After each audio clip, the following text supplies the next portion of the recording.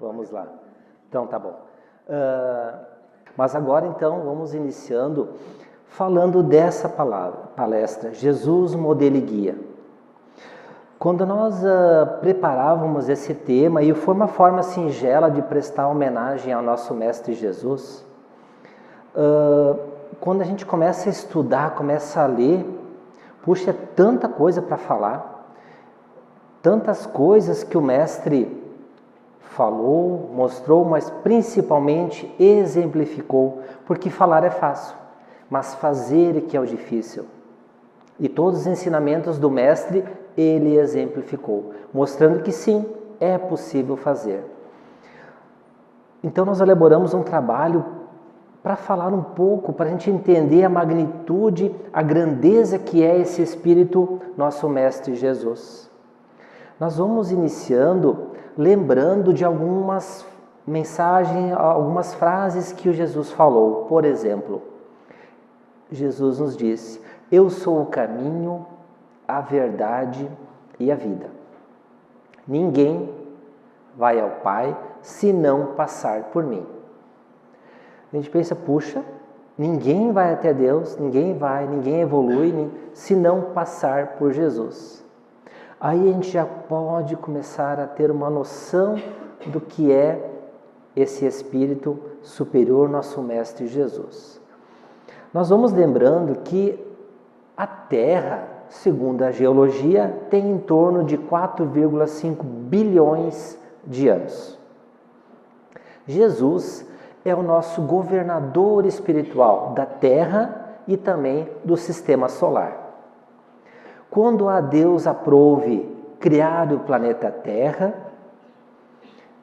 então Deus, que só Ele cria, proveu o fluido cósmico universal primitivo, que vem só de Deus, e Jesus e os espíritos superiores, os gênios da ciência, co-criaram o planeta Terra.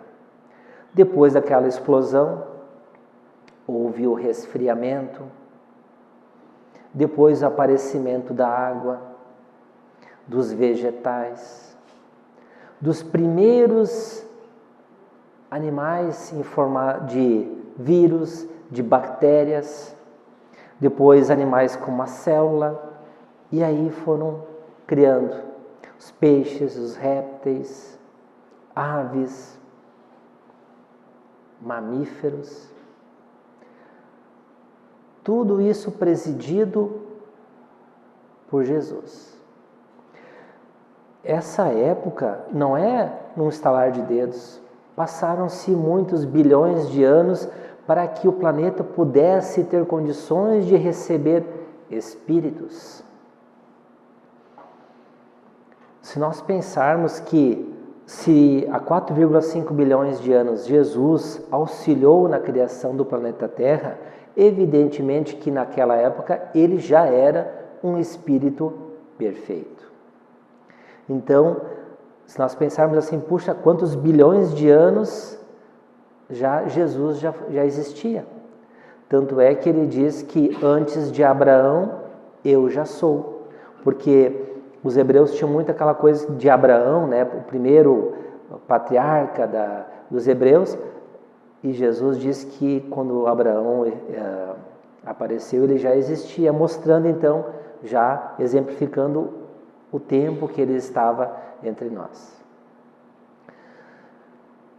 Para poder receber espíritos, nós vamos primeiro mostrar os ciclos evolutivos dos planetas para que a gente possa entender. Um planeta, quando é criado, esse planeta, na escala de evolução, ele é chamado de primitivo. O que é isso? Vegetação somente, animais que não são domésticos, são todos silvestres, todos animais da natureza, bravos por si só. Aí depois que esse planeta está formado, aí que ele pode começar a receber os primeiros habitantes. Então, quando Deus cria o espírito, os primeiros lugares onde ele vai encarnar é num planeta primitivo, porque ele também é primitivo.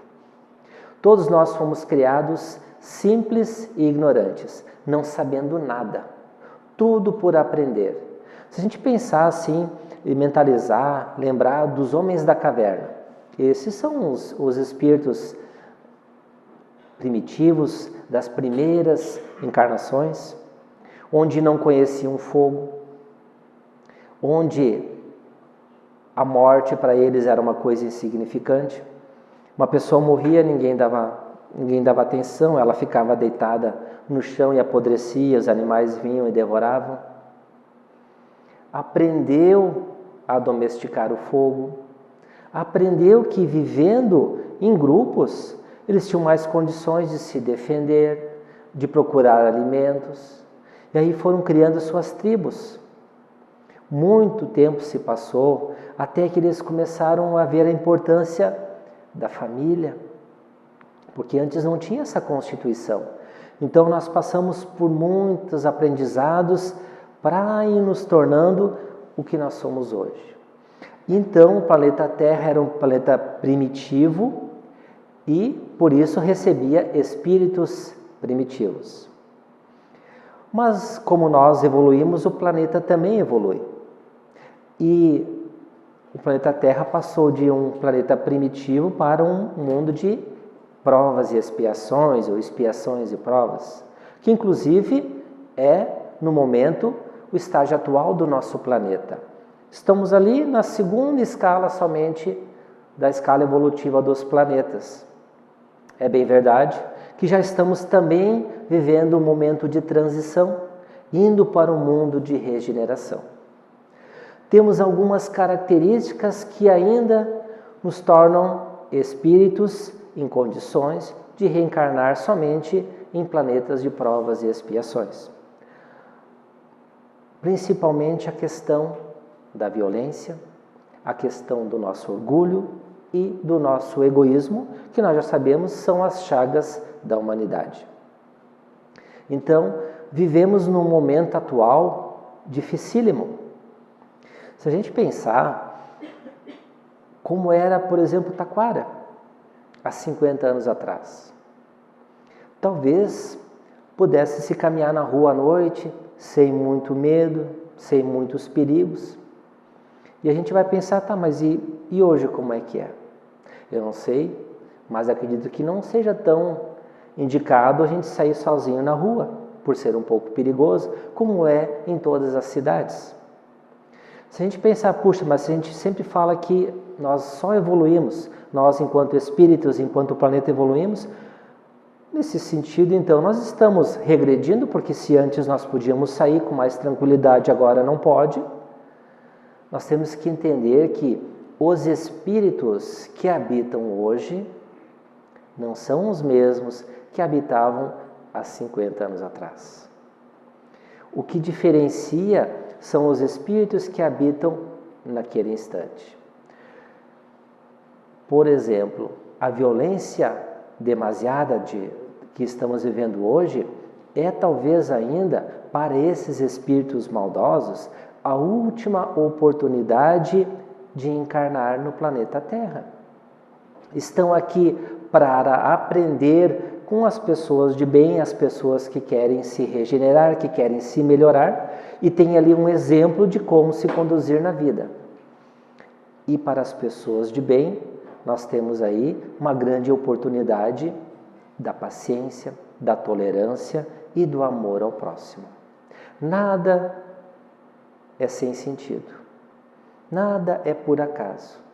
Então Deus, na sua sabedoria, permite que espíritos bons e os espíritos ainda ignorantes vivam juntos para que um possa aprender com o outro. E é por isso que nós vivemos em sociedade, para que possamos aprender uns com os outros.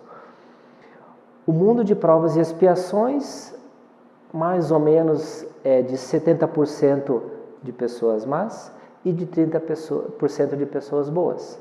O mundo de regeneração é de 50% de pessoas boas e de 50% de pessoas, a gente pode dizer más, mas o termo melhor a ser empregado seria ignorante.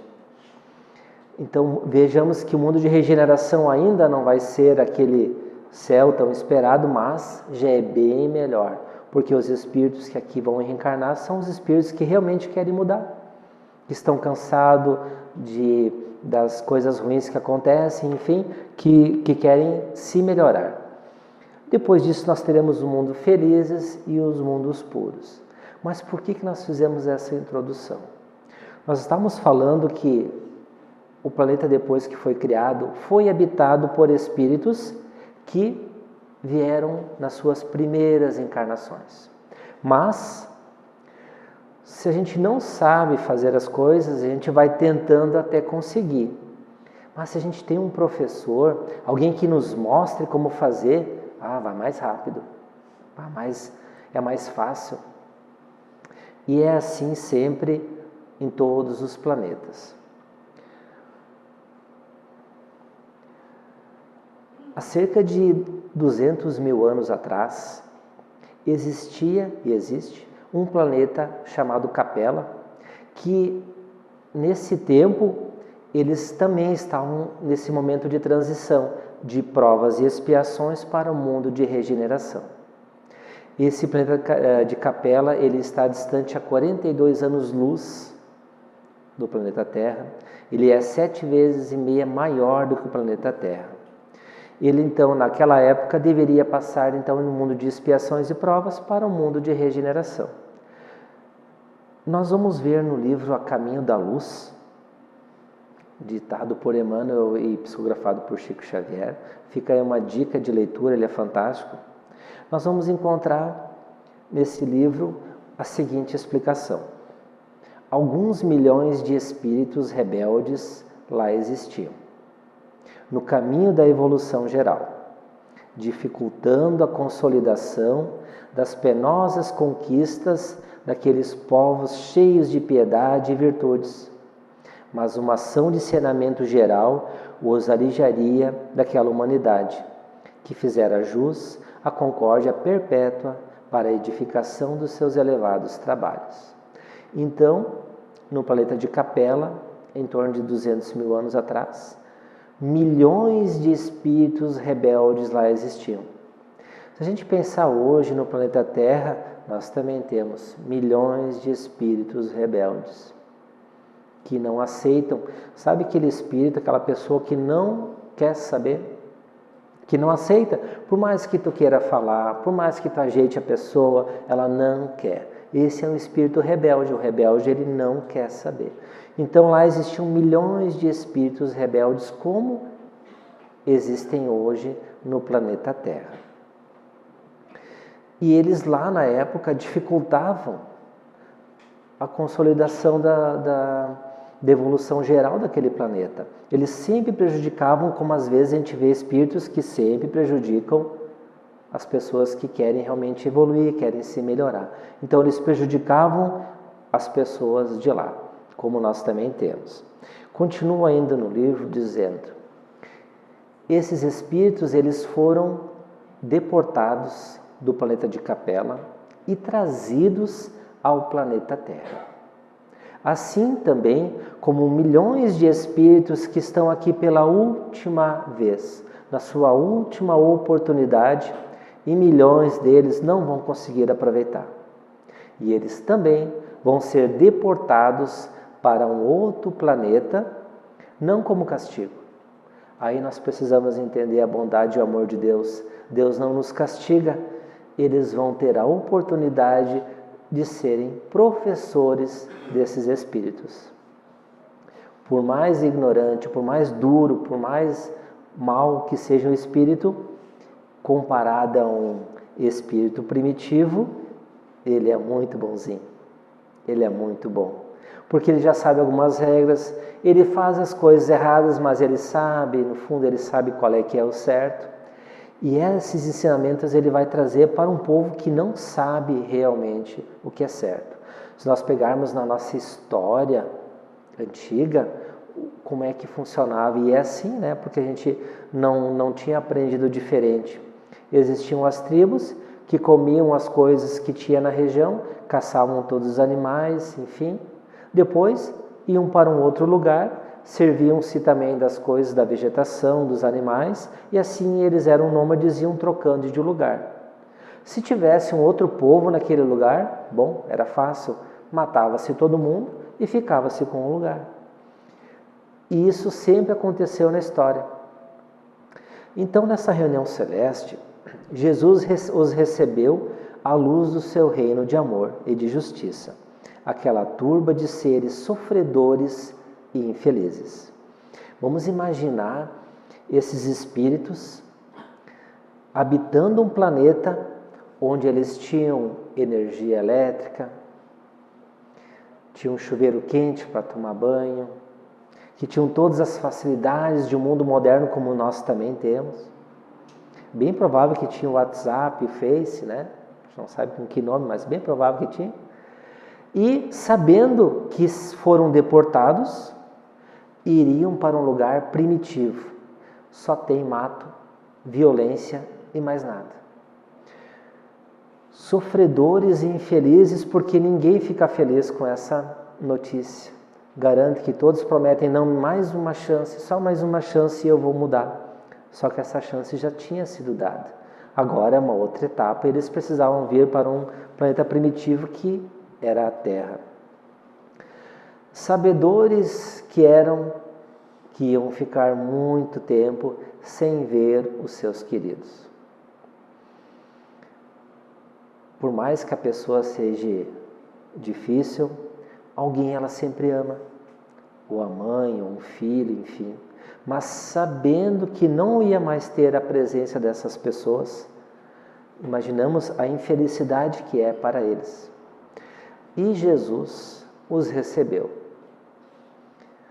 com o seu reino de amor nessa reunião celeste, segundo Emmanuel, no capítulo 3 do livro Caminho da Luz. E ele continua dizendo que Jesus abençoou-lhes as lágrimas santificadoras, fazendo-lhes sentir os sagrados triunfos do futuro e prometendo-lhes a sua colaboração cotidiana e sua vinda no porvir. A gente pode imaginar, né, Jesus falando para milhões de espíritos nessa reunião, falando para eles da ajuda cotidiana. Todos os dias eles iriam ser amparados, iriam ser auxiliados, porque eles vinham numa missão também para auxiliar os povos primitivos do planeta Terra. E dizendo ainda que no porvir ele mesmo viria a encarnar na Terra.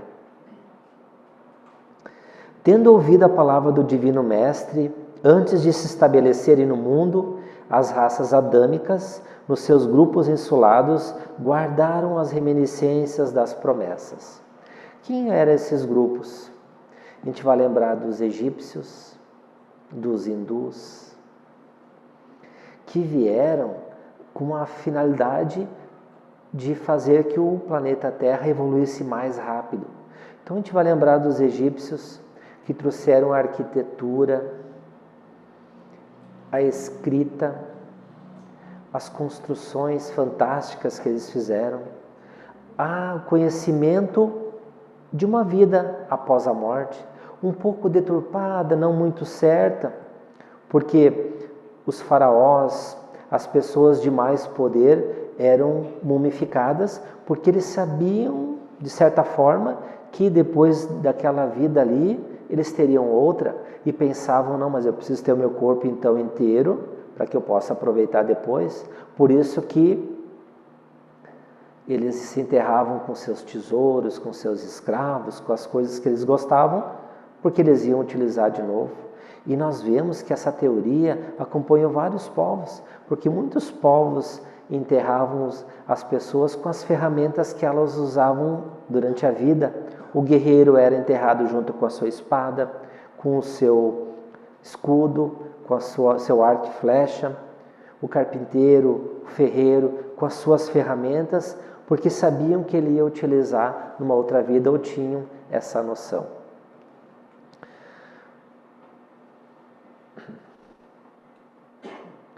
Eis porque as epopeias do Evangelho foram previstas e cantadas alguns milênios antes da vinda do sublime emissário.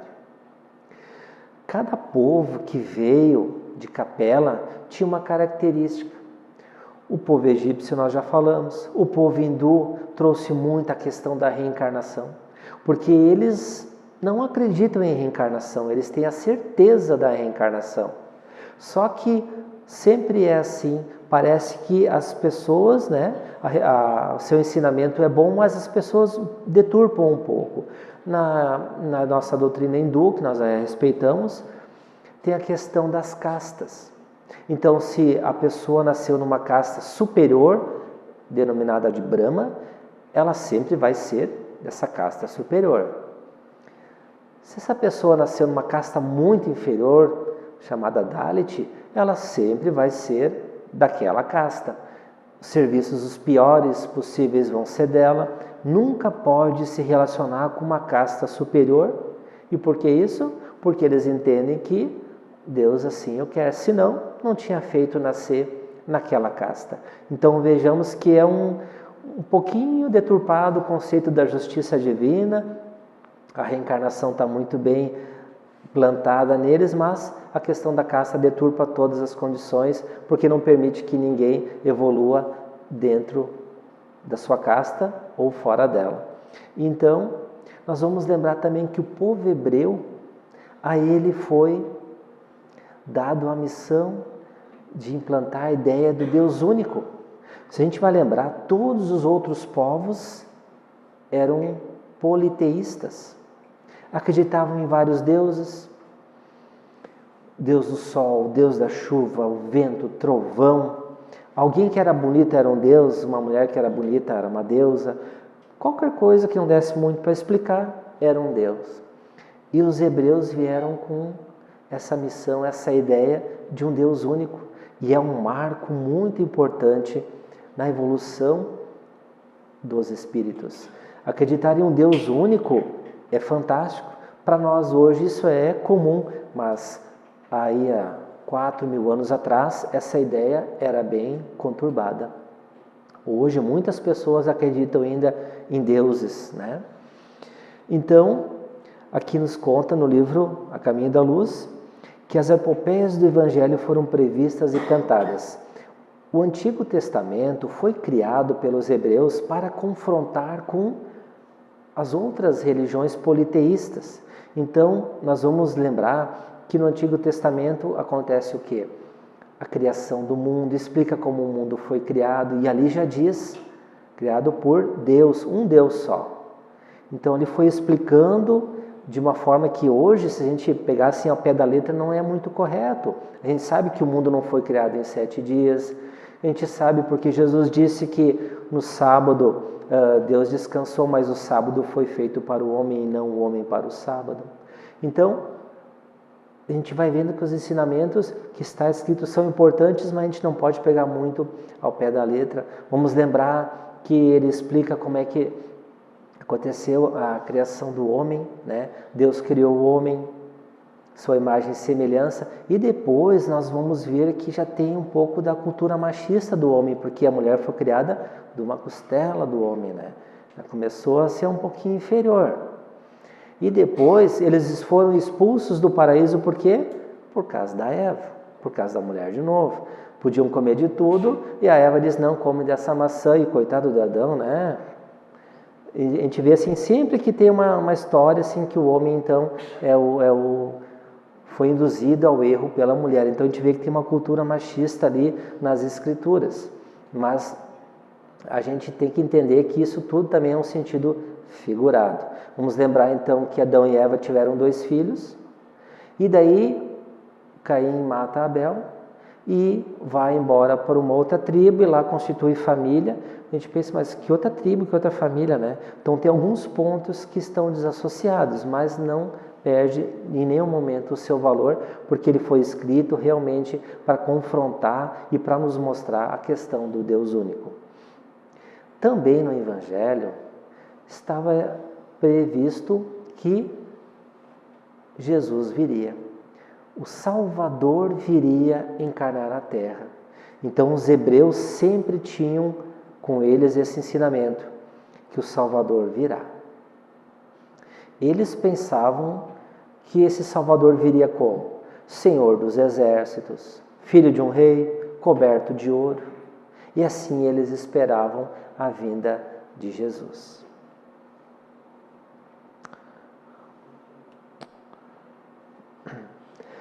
Nessa nossa viagem, então, vamos avançar um pouco mais para 2000 anos, senão o tempo passa muito rápido, né?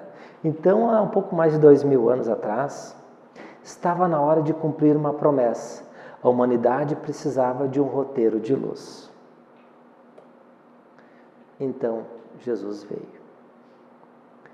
Jesus, que foi anunciado, cumpriu mais uma promessa e encarnou no planeta Terra pela primeira vez. Imaginemos toda a preparação de Jesus, que no livro Maria de Nazaré nos conta, levou 1000 anos para conseguir, indo compactando o seu perispírito para que pudesse encarnar na Terra. Houve toda uma preparação para que ele pudesse vir. E quando ele veio, vamos lembrar da concepção, do quanto Maria teve que, um pouco antes de dar à luz, teve que percorrer 70 quilômetros no lombo de um burro para fazer o censo. Todas essas dificuldades, chegando em Belém, era o momento do censo, não tinha lugar nenhum, quarto nenhum sobrando para que eles pudessem se hospedar. Maria estava quase ganhando seu filho e não tinha um quartinho, ninguém podia dar um quartinho para ela. Então ela veio, a gente já sabe da história, que acharam um estábulo, uns dizem que é uma caverna esculpida na rocha, mas a verdade é que Jesus não veio como os hebreus achavam que viria. Um dos grandes motivos daquele povo sair de capela e ter que reencarnar no mundo primitivo é o seu orgulho. Eram muito orgulhosos, como nós também somos. E eles não aceitaram a vinda de Jesus. Tanto é que o povo hebreu até hoje está esperando a vinda de Jesus, do Salvador. O ano deles é 5.378, não é 2018 como o nosso. Então a gente vê assim, né?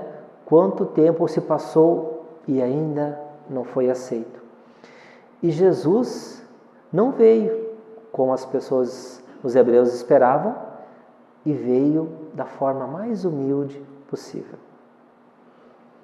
Veio de uma família sem recursos materiais, nasceu e ficou numa manjedoura, e manjedoura que é muito linda no presépio, né? Porque manjedoura é um estábulo onde que os bichinhos comem e a gente pode imaginar o cheiro característico do local, né? Esse foi então o bercinho de Jesus. Nunca teve nada para si, nunca pediu nada para si. A gente vai começar a pensar assim nos momentos da vida dele, que a infância ela é pouco descrita, nós não temos muitas informações. Só de uma parte que diz quando ele tinha 12 anos, e lá era costume todos os anos, as famílias iam a Jerusalém, e existia uma festa que era anual, e essa festa durava a semana toda, que era a comemoração da libertação dos hebreus da escravidão do Egito. Então, todos os anos eles se reuniam e ficavam a semana toda. E José e Maria foram, e numa determinada vez, eles perderam de vista Jesus. Procuraram por todos os locais e não achavam, até irem a uma sinagoga e lá encontraram Jesus ensinando aos sacerdotes. Isso já com 12 anos, a gente vê assim a envergadura dele. Jesus, a pedido da sua mãe, foram a um casamento. Chegando lá, era costume da época, os noivos serviam o melhor vinho no começo do casamento e depois, na metade da festa, já podiam servir os vinhos não tão bons assim, porque a turma já nem notava muita diferença, né? Só que era vergonha para o casal se faltasse esse vinho. E nessa festa de casamento faltou o vinho. Maria pediu a Jesus que transformasse então, ou fizesse vinho. Ele pediu que trouxessem água e ele transformou a água em vinho. A gente pode imaginar assim que é a grandeza de Jesus podendo fazer isso, manipulando as moléculas com a força do seu pensamento e transformando água em vinho. Às vezes a gente pensa nas mensagens de Jesus, e se a gente pensar nos milagres que ele fez? Imaginamos nós uma pessoa com lepra, incurável, que ao chegar perto de Jesus, ou se fosse tocado por ele, a pessoa ficava sã na hora. Ou se ela era cega, ela enxergava. Ou se era paralítica, ela caminhava. Ao comando de levanta-te e anda. Então a gente vê assim o quanto Jesus, enquanto nosso governador espiritual de uma envergadura muito elevada, o que ele fez para nós. Mas principalmente nos dias de hoje não é diferente e naquela época também não era. Talvez hoje nós vivemos a melhor fase das nossas vidas, por mais difícil que ela seja. Hoje, pelo menos, nós entendemos o que está acontecendo. Nós não temos mais dúvidas sobre a justiça divina. Naquela época, o povo ignorante, ninguém sabia escrever, ninguém entendia nada, eram apenas conduzidos. O filho fazia o que o pai fazia e o pai fazia o que o avô tinha feito e a vida toda era essa. Povo oprimido, sem direitos, viviam só para comer, sua subsistência. Eram vítimas de violência e ninguém os defendia de forma alguma. Vem Jesus e nos fala das bem-aventuranças. Nos diz, bem-aventurados vós que estáis cansados. E esse cansados não é cansado de trabalhar, porque o trabalho já foi dignificado por Jesus ao pedir a José um local na sua carpintaria para trabalhar. Mas o cansado é de sofrer, o cansado é de chorar, o cansado de não ter mais esperança, de não saber o que fazer. E quantos de nós hoje estamos assim, cansados, não tendo mais forças às vezes para segurar tanta dificuldade que hoje nós sabemos que são feitas por nós mesmos. Então vem Jesus dizer que seu fardo era suave e seu jugo era leve, dizendo, falando do amor, no seu dizer, não derrogando as leis de Moisés, mas nos ensinando o perdão. Quando Pedro pergunta a ele quantas vezes devo perdoar o irmão que peca contra mim, 7, ele diz, não te digo 7, mas 70 vezes 7, porque ele já nos ensinava naquela época que o perdão deveria ser aprendido pelo modo de repetição. Todos nós temos que ir repetindo, até que a gente entenda que o perdão é libertador para aquele que perdoa. Quem de nós que não faz nada errado, quem de nós que não quer também que seu fardo seja leve, seu jugo? Quantas vezes nós estamos com a consciência culpada e encontramos em Jesus aquele que nos alivia, aquele que nos faz suportar. E essa mensagem que Jesus nos trouxe, das bem-aventuranças. Jesus nos ensinou a oração mais bonita de todos, o Pai Nosso. que lá estão todas as coisas que nós precisamos fazer, todo mundo sabe de cor. Se a gente pensasse no que a gente fala nessa prece, seja feita a vossa vontade, assim na terra como no céu. Se a gente entendesse que as nossas vontades às vezes são infantis, que a vontade de Deus ela é soberana, porque Ele é soberanamente justo e bom. Nos ensinou que nós devemos fazer aos outros aquilo que gostaríamos que fizessem a nós.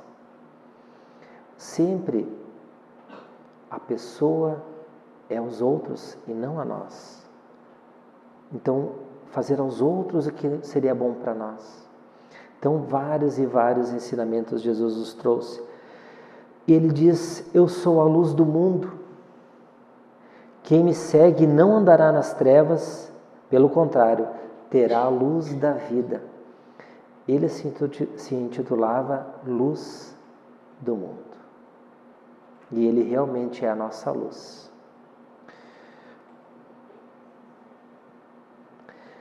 Jesus, antes de retornar à pátria espiritual, nos disse, se me amais, guardai os meus mandamentos, e eu rogarei a meu Pai, e Ele vos enviará outro Consolador, a fim de que fique eternamente convosco.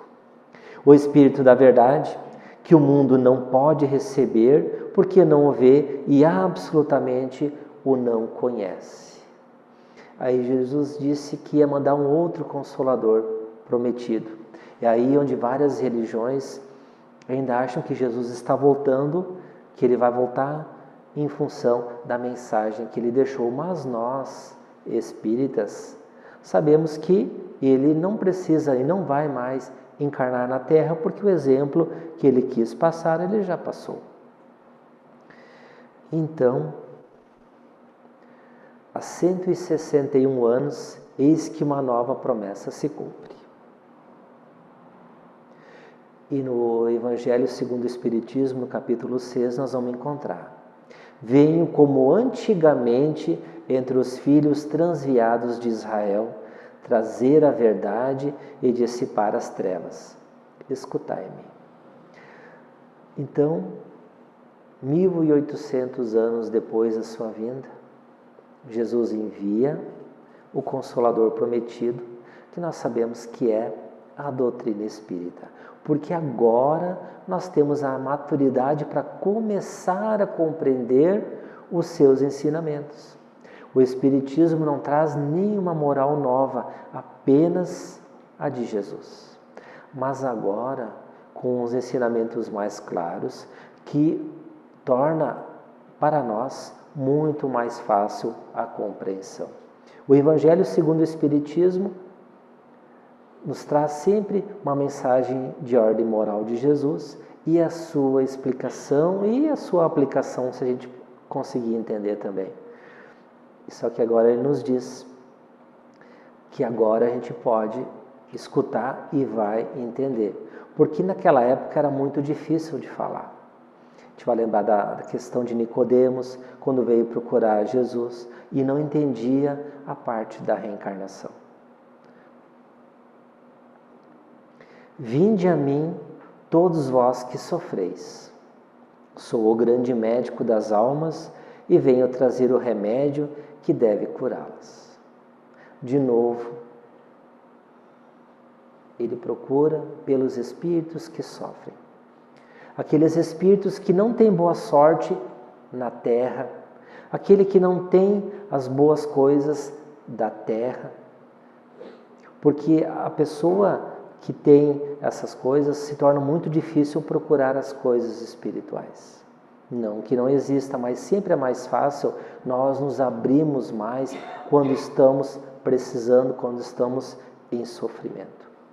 Nós agora entendemos que somos herdeiros de nós mesmos. Nós construímos o nosso futuro, resgatamos o nosso passado para apagar da nossa mente as coisas não tão bem feitas e não tão bem ditas.